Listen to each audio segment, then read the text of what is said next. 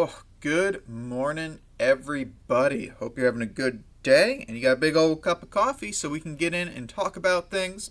Going to be going through the top 10 trending articles in the crypto space. And as always, thank you to all those who have liked, subscribed, commented. You have no idea how much it means to me. I know I might sound like a broken record with it, but I really do appreciate everything you guys have done. Before we get in, I just want to take a moment and talk about this little image I got up here on the screen. Found this roaming through YouTube last night, one of many. It's a lovely picture of Cointelegraph's interpretation of Charles Hoskinson advertising a 100 million ADA giveaway. It's live, and if you look all the way down there, it's got the little verified check mark next to it. So, seriously, keep an eye on these things. It's pretty, they're getting pretty advanced. I don't like them. I saw like 3 ads and 3 live streams last night. It's getting a little nuts out there. So, all right. But hey, that leads me into the first article anyways. We got to talk about Cardano. So, Cardano has had a great year if you haven't been paying attention, and the token reflects it. Since the beginning of this year, the cryptocurrency has jumped about 400%. And since its fall in March, when we had that lovely crash, nearly 800%. Cardano's rally could be prolonged in the short term as well, driven by the launch of the Shelley mainnet and investors staking profits. Furthermore, the data from Into the Block shows there is little resistance for ADA to reach 14.6 cents. In that range, about 2,000 addresses had bought 84.33 million ADA. Pretty cool. Into the Block also pointed out that 75%, and this is the big one, 75% of the addresses that hold ADA are currently profitable. So that means 3/4 of users who own Cardano are in the green. That is awesome. If you hold Cardano, I hope you're in that 3/4. I only just became profitable a short time ago myself, so I'm pretty happy about that. Bam. But hey, the Neek altcoin trader Patel expressed his opinion, saying if we get close above 14 cents on the daily, I'd expect the rally to continue towards the 20-cent area. Other analysts aren't agreeing with the outlook. According to Crypto Dude, Cardano was rejected twice on the weekly chart range between 13 and 14 cents. In addition, the analyst points out the RSI for the last 7 days has reached an overbought level. So here's the thing. Cardano's going up. Staking's going to drive it up. Shelley's going to drive it up. Of course, these are my opinions. I'm not a licensed financial advisor. Do not take anything I say as gospel or even a good opinion. But it's going to go up. I truly believe it's going to go up. I'm very excited for the future of this coin. We're supposedly getting the hard fork on the 29th of June, so that's starting to approach. So I expect to see a little bit of pullback in the midterm because Cardano is a little bit overbought. But as that hard fork gets closer and they start announcing what it's going to take and all these different things, we can expect the excitement to ratchet things up. I'm very hopeful for the 20-cent mark, especially as staking kicks in and people realize just how much everyone is locking up. I foresee some insane Cardano rally. Today, 20 cents. I'm going to call it right now. We're going to have about 50 cents. Now, is it going to be a sustainable 50 cents? No, but we might have that spike. So, yeah. But, hey, pretty cool for them. And also, got some interesting Zilliqa news. So, yeah, Binance USD is coming to Zilliqa. So, adding Binance USD to Zilliqa will involve building an interoperability bridge between Ethereum and the Zilliqa chain, allowing ERC20 tokens to be moved from one chain to another. It's pretty interesting, and they're saying they're making progress. Hey, good for them. Be able to add the stablecoin Binance USD to the network for the first time. It's some real movement for this coin. Very good. So for those of you who don't know, Zilliqa is an enterprise-level blockchain platform in collaboration with Switcheroo, a decentralized exchange that will be in charge of creating a bridge between Ethereum and the Zilliqa chain in order to bring ERC20-BUSD stablecoin to Zilliqa and circulate as ZRC2 BUSD. So this stablecoin will be issued in partnership with the Paxos Trust Company. It will be regulated by the New York Department of Financial Services and audited monthly. Notably, the stablecoin is backed by a $1 to coin, and the funds are held in U.S. banks. So the Chief Compliance Officer of Binance, Samuel Lim, said the Zilliqa blockchain has been pushing for innovations. Binance is one of the first trading platforms to support its innovative staked seed node service. This time we are working together to introduce Binance USD to the Zilliqa blockchain. So it's not just Zilliqa developing. This Binance is actually actively assisting them with it, which may seem like something that should be obvious given the coin they chose to back, but it's still pretty good to get official confirmation. So, Amrit Kumar, President and Chief Science Officer at Zilliqa, stated this collaboration with Binance and Switcheroo provides an unprecedented opportunity to pioneer the future of open finance for the region, with opportunities across trade, finance, security token exchanges, and business-to-business cross-border settlement. Pretty darn good. So they're all pretty happy of it. Switcheroo's pleased, Zilliqa's pleased, Binance's pleased. Everyone's happy. Everyone's ecstatic. All that fun stuff. So everything's, rainbows and roses, and we'll all be happy. Look, this is going to take a lot of work for them to do, but if they can do it, it's actually going to bring a lot of features to Zilliqa, as I'm about to talk about. So the bridge will connect Ethereum and the Zilliqa blockchain in a bi-directional manner. It will not be just limited to enabling BUSD functionality, but also extends to other ERC20-like tokens built on Zilliqa and Ethereum blockchains. So, USD tokens, once moved from the Ethereum chain, will take the form of ZRC2 tokens on Zilliqa.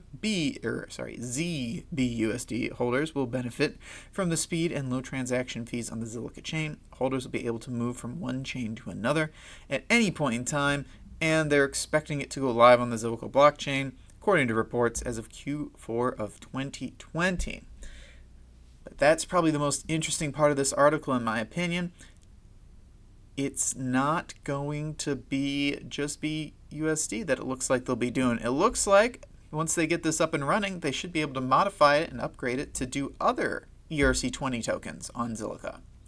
And that's going to be the interesting part. Because if you can have it on both, and Zilliqa's a little bit faster, why not move your stuff over to Zilliqa for a little bit? See what Ethereum's got to do. It could really, really lead to some uptick in usage for Zilliqa, and all I can say is good for them. Really, good for them. I do think this is pretty good, and I'm excited to see what this brings. Alrighty. Well, hey, let's jump over. IOTA's in the news a little bit. Couple different things. So the Aachen-based company Sensering GmbH, which relies on the IOTA Tangle technology as part of the My Data Economy platform, was awarded Startup of the Month, good for them, by the Digital Economy NRW initiative of the German federal state of North Rhine-Westphalia. Boy, that's getting real specific, isn't it? Also known as the DWNRW, dear Lord. 12 finalists have been determined and will compete for a prize money of 50,000 euros by September the 2nd. So it looks like this GmbH, which relies on the IOTA Tangle, was nominated by North Rhine-Westphalia, and it looks like they've got all sorts of different companies here for this digital thing, so that way they can move. It's in German. My German is non-existent. Oh man, we got Dortmund, GmbH, so good for them. I'm really interested to see what that can bring. So this Digital Economy NRW is an initiative of the state government of North Rhine-Westphalia to establish the federal state as a digital location. So that's kind of why they're doing this little contest thing. In the future, the state intends to provide increased support for digital startups and spin-offs, thereby increasing the attractiveness of digital startups and spin-offs and building a nationally and internationally outstanding startup scene. Good for them. Trying to attract some, world-class enterprise-level blockchains to their space, some developers. Very good. I can only see this as a positive move for North Rhine-Westphalia, and they don't really have too much to lose, so there we go. Also in this article I wanted to talk about, the IOTA Hornet node is now a part of the Amazon AWS, so Amazon Web Services market space. So the foundation announced this Hornet node is now a part. Thus, it is now even easier to set up and operate a lightweight node. Amazon's price is 4.6 cents USD per hour. If you pay in advance for more than 12 months, your price can get reduced down to 3 cents or 2 cents an hour. Not too bad. According to a community member, DigitalOcean also offers IOTA Hornet node. However, it was not only positive feedback from the Twitter community. Some users remarked it's not a good thing if a project that wants to decentralize the world relies on a monopoly, Amazon. I agree with that, but at the same time, while they want to decentralize the world, Amazon allows them to access a much bigger customer base. And that's probably what they're going with here. Sometimes you got to get into the system to change the system. That's my personal opinion. You can feel free to disagree with me all you want, and that's you got probably some valid arguments. Like, I'm not going to argue about it too much, but my personal opinion is this is not a bad thing. It's not a great thing. It's not a horrible thing. But it does allow more people to have access to run an IOTA Hornet node if they wish. And that is good for IOTA's network, as just like this contest is. And what's good for the network will help, fund future development projects, which will lead to benefits for us all. So, not the greatest, not the worst, but it shows some movement, and that's pretty good. All right, let's jump over to number 4 then. So I clicked on this article because fairness is it's a thing. So I'm going to talk about this article. I really like the last line of it, and we'll talk about that. So obviously DeFi's had some massive growth in the past 3 months, and they've also seen a big increase in the number of what they call super users who are dominating the sector.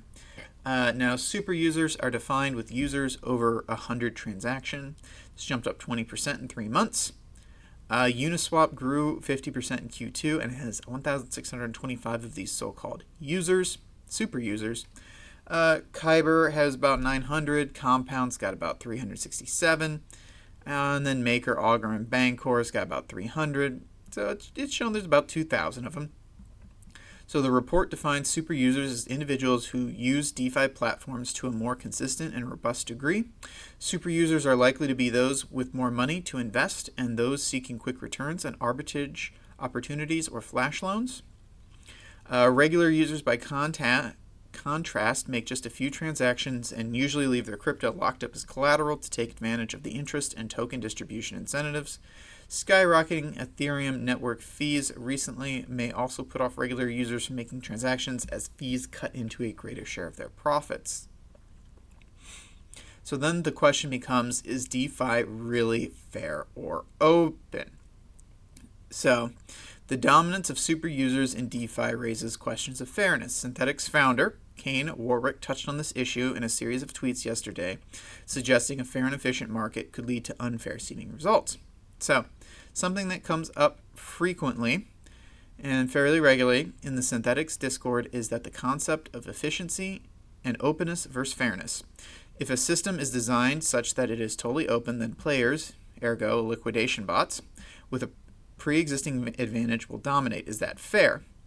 And ultimately he concluded, and this is what the takeaway from this article is in my opinion, many people associate fairness with equal outcomes. But efficient systems actually have a tendency to increase inequality.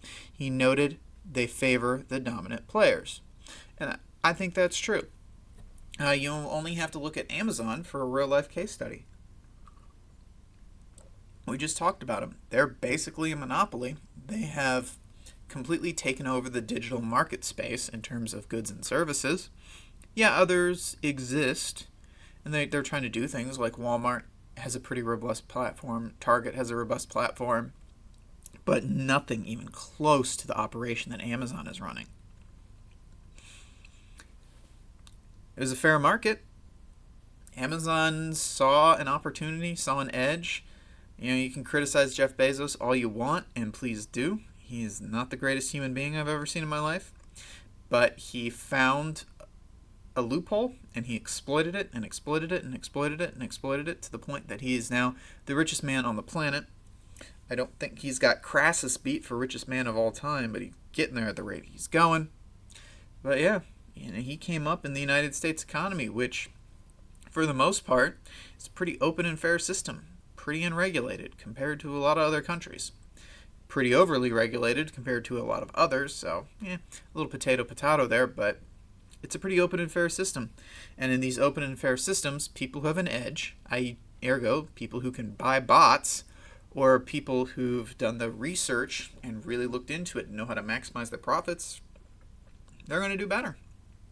And that's just, something we're going to have to live with as the economy around DeFi grows. It's not a bad thing. Hopefully it takes a lot of people and turns them into self-made millionaires. I really do hope so. What I hope it doesn't do is take a lot of lazy millionaires and turn them into 100 millionaires or billionaires because they can buy their way in. That's what I don't like. I don't like lazy people just using their money to jump the line. But I do like the idea of someone in a basement like me doing this right now, eventually becoming a millionaire because of this growing DeFi platform. I hope that's the case for a lot of people. So, let's hop over and talk about Traval.com. Its bookings have skyrocketed 68%, and its revenue increased by 75% in just 2 weeks after partnering up with Expedia. Dear Lord. They're also seeing a sharp increase in the number of bookings paid with cryptos, particularly in the native AVA token as the preferred crypto payment option after Bitcoin, from 59% of the total bookings in June paid with cryptocurrencies to almost 70% so far in July following this recent partnership. Ooh, very nice. So, Traval's CEO Ortega believes that Expedia's partnership is a significant growth factor in Traval.com's pace. He explained, the easing of travel restrictions has definitely impacted our recovery. However, the acceleration of growth we're witnessing since the partnership with Expedia is significant. As we partner with more leading travel suppliers like Expedia, the Traval.com platform becomes more and more competitive. And he also did state that they're in talks with several other major potential business partners. Not a lot to talk about in this article other than awesome for Traval, very good. This, being able to use your crypto that you've been holding since 2013 and is ideally increased 100 times fold for you, you can then spend just a small portion of it to go on a vacation and treat yourself. Ain't nothing wrong with that. This is pretty good for them too. I'm really happy for Traval.com. I'm very much looking forward to what other exchanges they're able to partner with. I'm sorry, not exchanges, booking websites they're able to partner with. And maybe, in 2025, when all my investments have made me a 100 millionaire, I'll be able to cash out a little bit and take a nice dream vacation with the wife. Head to Fiji or something like that. But hey, we can all dream, can't we? Alrighty, well that takes us already halfway there. Oh, stand up, do a stretch. Oh man, and then let's jump in and talk about the next thing. Alright, hopping on over. Experts are worried a little bit about the SEC messing with DeFi, especially after what they did to our poor boy, the ICO. So, the SEC and the CFTC have announced they've issued fines to Abra, a cryptocurrency company that lets users trade tokenized versions of stocks and foreign currencies. This could mean that regulators are about to crack down on decentralized finance, say the experts.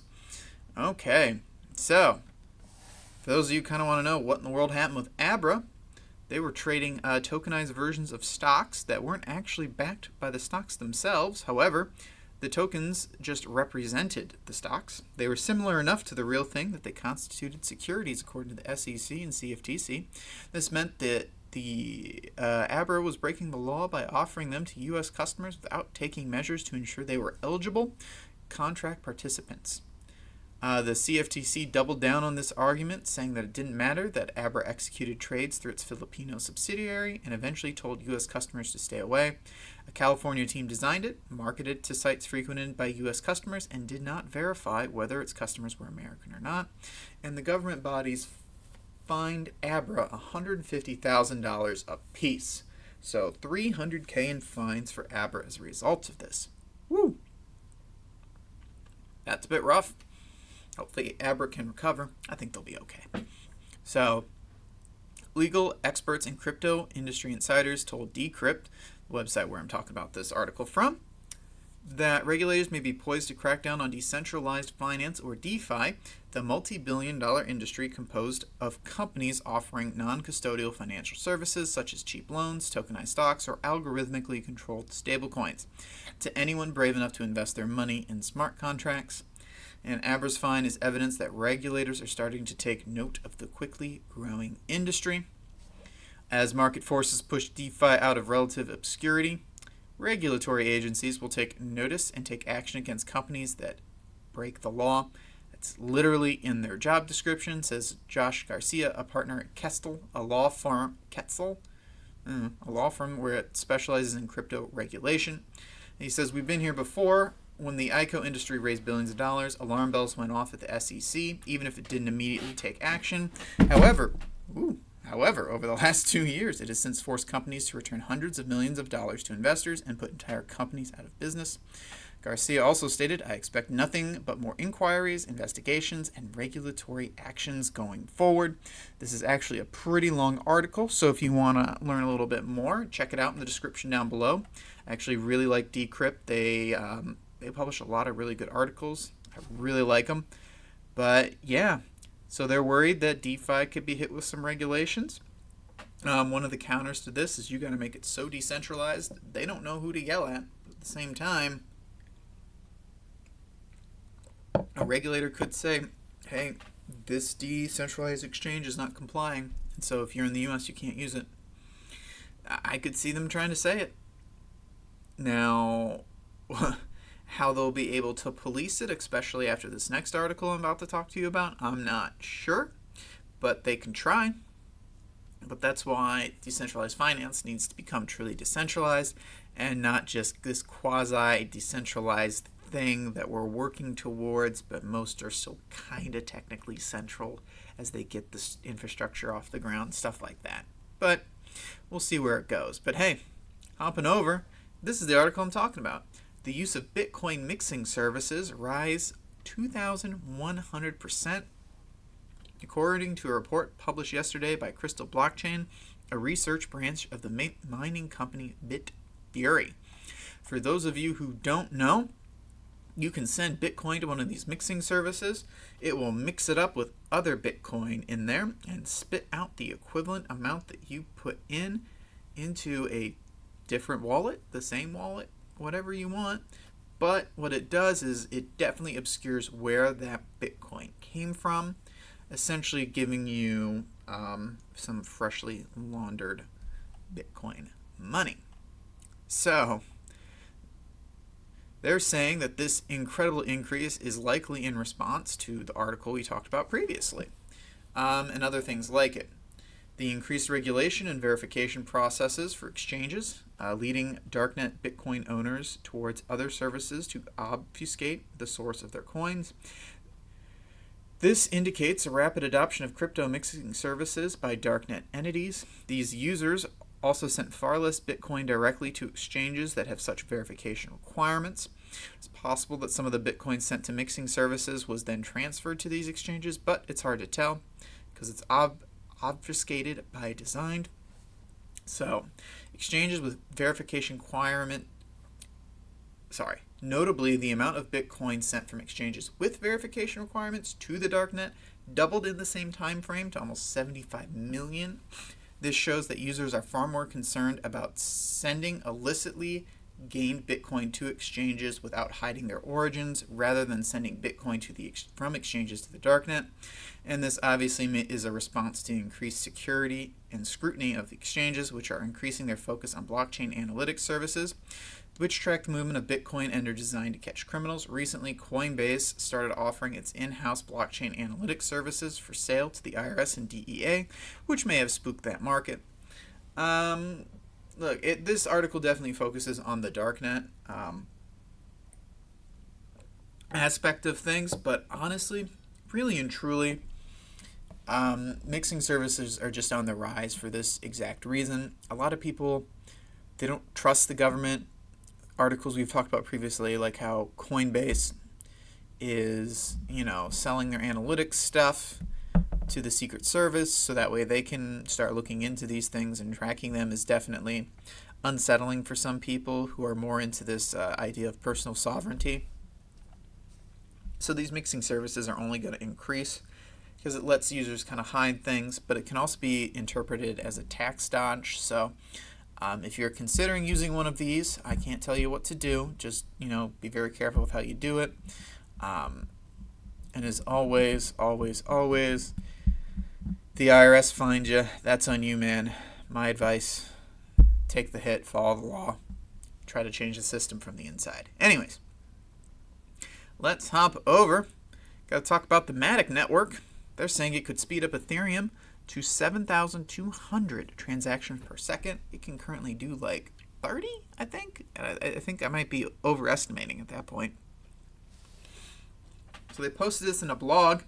Formatic Network has revealed the success of its counter-stake testnet. It has been operating continuously for the past 2 months, and according to them, produced important results that could solve 2 of the problems on the Ethereum blockchain: network scalability and congestion. So they were able to process about 7,200 transactions per second in a stress test. This type of test is built to overload the network with an increasing number of transactions over a given period. In that sense, they stated, during rigorous stress testing, the Formatic Network CS2008 testnet was able to reliably handle a performance level of 7,200 TPS. This level of performance can be reliably extrapolated to the Formatic Network mainnet, as the network employs the same architecture. They confirmed that 122 validators were a part of this testnet, and they were able to activate and run validators with Sentry nodes. Therefore, it was completely decentralized. Very, very nice. And they're saying this is just the beginning. So the Ethereum network, as you well know, has experienced congestion problems, and as a result, the fees charged by the miners for validating these transactions has been increasing. Although the community organized to increase the size of blocks to 12.5 million, the problem has persisted. Data from ETH gas station shows that within the last 1,000 validated blocks, the price of gas continued to vary strongly. As a scalable second-layer solution, the results of Formatic networks could be applied to improve the performance of the Ethereum blockchain. They're aiming to build a dApp developer ecosystem. It is an account-based sidechain with Plasma security guarantees that also employs an EVM, Ethereum Virtual Machine compatible runtime, known as the Formatic VM, which is make it relatively easy for Ethereum-based apps to migrate to the Formatic network. And it's not the best grammar there, but hey, what do I know? So, however, this solution is one of many that aim to solve the problem. The option seems the most viable. Right now is the launch of ETH 2.0 Phase 0. However, that update is still not scheduled. So again, people are solving problems for Ethereum before Ethereum can get to them. Just good for Formatic. Good for this network. Way to show that you can increase your transactions to a $7,200 level, or 7,200 TPS level. Very, very good. This only says good things about the future of cryptocurrency. It shows that we can hit these benchmarks. It can hit these high transaction levels that we need to become, an everyday use case. It's great for that. It's perfect. Whether or not they apply this upgrade to Ethereum, I don't know, but it shows that they can. And that's pretty much the best part. So, new class of crypto assets. Pretty interesting. Outperformed Bitcoin and Ethereum in the new bull run, says Luke Martin. So he's a trader and head of Venture Coinist, and he had this to say. And he's talking about, of course, DeFi. Mainstream attention is not yet on this thing. There are actually a lot of crypto investors who aren't in DeFi yet either. The reason being it's not attracting mainstream interest is they're not the easiest things to buy. They're not, and they're not the easiest things to set up. A lot of these coins are unknown. Even the concepts are hard to understand, and to acquire them is also difficult. Even people that want to get in, I think, have been hesitating because they're waiting for a full-blown alt season for Bitcoin to rip. So you have a really unique trend happening here in crypto. Yeah, I do agree. DeFi is definitely interesting, and we're all waiting to see if it's a flash-in-the-pan fad, gets regulated out of existence, or turns into the next multi-billion-dollar thing. Multi-billion-dollar thing. So these altcoins have been far the best performers the past couple months. I think they're going to continue to be. You have things like Compound, which ripped to $1 billion market cap, Lend, which has done 100x by now, and Link, which has ripped to new all-time highs. These coins are flying every single day, regardless of what Bitcoin or ETH or the rest of the crypto market does. Right now, money is being allocated to these DeFi altcoins. It's been the best performing group, and I actually think it will continue to be the best performing group. Good for him. I do tend to agree. DeFi, despite us talking, the IOTA things and Abra getting fined and all this stuff, DeFi as a whole, I think, has a bright future. It's just going to remain to be seen how we get to that future, and whether it's kind of like a punk quasi-rebel type of future, where DeFi's like shadow banned in a lot of countries, or if it ends up that the governments allow it to function and it turns into a much more everyday thing that's very user-friendly and very widespread. Either way, I don't think that money in it's going away, but I'm just a guy, and I don't feel confident enough to drop my own money on it because I got a kid on the way, and I don't know if you guys know this, but babies are expensive. So this last little article is more just a thought piece, and I really, really found it to be interesting. And it talks about what it's like to live on Bitcoin in the Middle East, and it focuses on this Syrian developer, Gasmo. He's been living off freelance Bitcoin gigs from Kurdistan, Iraq for almost 2 years now. You see, he's got a pretty decent setup, nice little desktop. Can't tell if that's an Apple or not, probably not, and a couple laptops. So he talks about it. So he says, I get paid in Bitcoin for doing work on open source projects related to the cryptocurrency industry. The first programmer I met was Amir Takai. I learned a lot from him, and he was supporting me. It's impossible to say how many people are like Mo, inspired by a chance meeting with a Bitcoiner to embark on an educational journey towards financial sovereignty and freedom. They are increasingly familiar to people who work with digital nomads. They are showing Bitcoin can work as intended as a global currency without borders. So he left Syria in his early 20s, because of the civil war, and became an unbanked migrant worker to support his family. It sounds a little bleak, but he's got a lot in common with other developers he now works with online. He's a pretty quiet guy, self-taught. He rarely leaves his back cave for shopping and a few rare outings. He's never met most of the people he works with online, nor does he know of any local Bitcoin meetups. He spends his evenings reading about Rust and studying at home with books like Mastering Bitcoin. So obviously the ongoing war and instability really affected him. Sometimes I spent months trying to finish an online course translating every single word from English. The people I know interested in this field of study could be counted on one hand. Wow. But hey, so Mo liquidates his Bitcoin through a local exchange to pay for daily expenses. A local grad student who founded the Kurd coin exchange, Abdurrahman Bapir, has been operating a Hawala adjacent business for customers like Mo since 2017. So Hawala is a traditional money network used to send value across the Islamic world for the past hundreds of years, long before Bitcoin. So kind of like a bank type setup. Makes me think of Knights Templar in Europe. They had that type of thing going on in the 1100s and 1200s where someone in France could issue an official document stating, hey, we have this much money, and you could travel to somewhere else and then redeem that voucher for money. So it's probably something similar to that. So Mo and users like him can message Kurd coin accounts on social media. including Telegram, Twitter, or Instagram. The exchange is supported by a staff of 10 people. Wow. So yeah, Abdurrahman Bapir, he's got a little bit of a thing going on. Clients can pay online with Bitcoin and pick up their cash at almost any local Hawala business from Syria to Kurdish Iran. Mo also uses Bitcoin to send money back to his family. That's really good of him. So yeah, borders are closed because of coronavirus and everything, and sometimes there are difficulties in transferring money, and fees increased several times. But with Bitcoin, that makes it a little bit easier, especially if the people on the other end are Bitcoin capable as well. So Bapir also stated, there are many new customers. There are 10 to 20 new leads for our exchange every day. Some months we have 1,000 prospective clients. Wow. And he's actually working with a team of lawyers and 10 advisors to establish a regulated way to conduct business in Kurdistan. Much like the American cannabis industry operates in a gray zone between state and federal laws, the Kurdish Bitcoin industry operates despite vague restrictions issued by the Central Bank of Iraq. In the meantime, established Hawala businesses handle the Know Your Customer process. So this is a nice little interesting peek in how some people are using Bitcoin to live their everyday lives around the world. It's pretty cool. Honestly, I can't wait for the day that I can kind of do that a little bit easier here.